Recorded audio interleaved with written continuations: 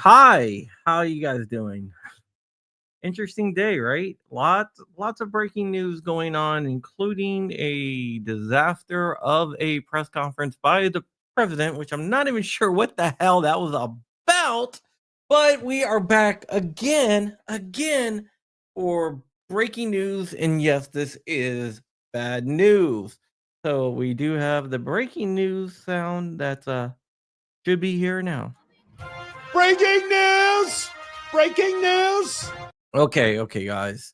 So the breaking news is out of the great state of Florida, or not so great state, whatever. But it is what it is, right? And this deals with um the appeals court for the 11th circuit, and it happens to deal with our current why the hell Richard our current uh Attorney General Pam Bondi.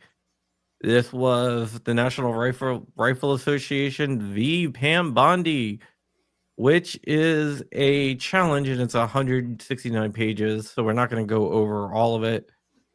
But it was a en banc, and yeah. So there was a challenge to the Florida law that says you're not allowed to buy firearms, including rifles and shotguns, if you're under 21 from an FFL. This is all due to a psychopath who purchased a gun and shot up a school. We're not going to mention that psychopath's name because we never do. And we're not going This occurred once. What? This occurred once. This isn't like it's a repeat, multiple occurring thing. It occurred once. So now they're making a law for it.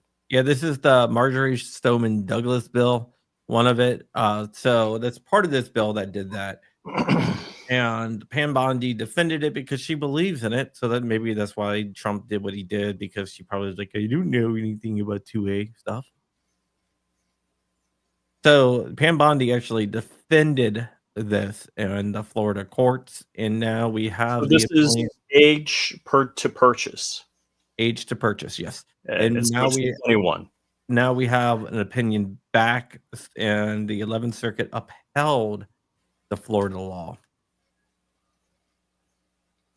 They used 1868 as the Jim Crow era, as the founding era, which is the ratification date of the 14th Amendment. So we have like the 2nd and the 11th using 1868. We have like the 9th and the 5th using 1791 for the 14th Amendment. So we definitely have a circuit split, which means that the Supreme Court is most likely going to take this up. But let's go ahead and break down how it works. If you make a Second Amendment challenge, you use what's called the Bruin standard now, the Bruin test. First is original text of the Second Amendment. Are people between the ages of 18 to 20 part of the people? The people is the age of the majority. The anti-gunners always argue that should be 21 because during the founding era, 1791, the age of the majority was 21. But there's tons of militia laws from the days that say that 18 is the age to own a firearm. So by looking at that, the people in the Second Amendment must be those of 18 and over. So that is the people. The protected arms. What is the protected arms? Firearms are protected arms. So step one here is checked off.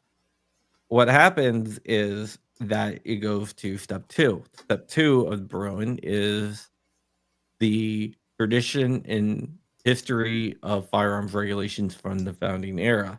Now, if you use 1791, it's more clear because there wasn't a lot of firearms laws in 1791. Right. What happens is anti-gun states, and Pam Bondi in this one used 1868 as the founding era, and the 11th Circuit bought it. why that is significant is 1868 was during the Reconstruction period after the Civil War, and during the Reconstruction period, there were these little things called Jim Crow laws. Some guy named Jim Crow made a bunch of laws. Jim Crow laws are racist laws, and there were a lot of racist gun control laws that were set in motion during 1868, which is the ratification date of the 14th Amendment, to prevent formerly enslaved people, because I don't believe that what like, some a lot of people use the word, like, like, freed slaves. Well, once they're freed, they're not slaves anymore. That's why I like using formerly enslaved individuals. It's a personal choice, and it's an intentional choice to say formerly enslaved individuals, because I don't believe in slavery, and once you're free, you're not a slave anymore. So you say former slaves, or you can say, like, a freed slaves. It just doesn't work out to me. But that's neither here nor there. So these laws were passed to prevent black people from getting guns. And Bondi, the examples she used were 1868 laws. A lot of them racist gun laws, because the root of any gun control is in racism. You can go back to 1868, or you can go back into the 60s with Reagan and the Mumford laws in California. They're all based on racism. They also used a lot I'm trying to get through this because we got a podcast coming up at 5. I haven't set it up. They also used a lot of, um, stuff from Blackstone. Blackstone is a legal book from back in the day about common law. So they used, um, a lot of that. It's definitely interesting, but the law was upheld, and now, the NRA can appeal to the Supreme Court. They will have to file what's called a writ of certiorari, or also called a writ of cert. What writ of cert is, it's basically a petition to the Supreme Court asking the Supreme Court to grant cert. Granting cert means that they decide they're gonna grant the petition and take up the case. We'll have to see what SCOTUS does. I am 100% positive that the NRA is going to go to SCOTUS with this and try to get them to answer it once and for all. If they were smart, what they would do is point out the discrepancies on the founding era. Like, is it 1868? Is it 1791? And they will say, hey, we got a circuit split here, because a circuit split increases the chances of the courts taking it a lot more. What about GOA? This was not a GOA case. There are other cases that GOA is fighting down there, but this is not a GOA case. But there is a GOA case that might affect this.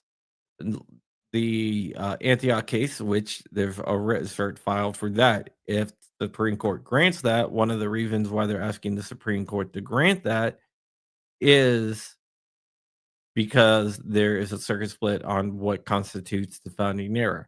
Now, if Antioch is granted and they determine that the founding era is 1791, the Supreme Court, which I'm sure that they probably would do, then what they would do is probably grant, vacate, and and remand the case back down, GVR. Basically saying you have to look at this from 1791, you can't use 1868, because without this 1868 analogs, there's no way this case would survive a Bruin challenge. So I am sure that we're going to see this be challenged at the Supreme Court level. I'm not sure if they are going to grant certiorari or not, but it might not have to. It might be GVR, because of if the Supreme Court grants Antioch and decides that the founding era is 1791, I can see this case definitely getting GVR'd in that case. But I just wanted to make you guys aware of what is going on in this case, and it's not a victory, but there's a lot of breaking news today, man. Indeed. But we do have a podcast coming up in about 20 minutes here, and I gotta go set that up.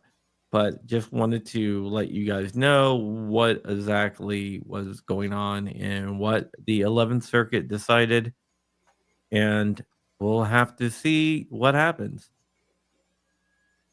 The others find another way around Bruin, no repercussions exactly. Until we start holding these guys responsible, they're going to keep on doing that. But with that, we're out of here. Rich, you want to add anything before we get out of here and prepare for our podcast? No, I think that's pretty clear about what's going on. Well, you enjoy your fishing in the lake behind you. Yep. Thank you. See you in a few.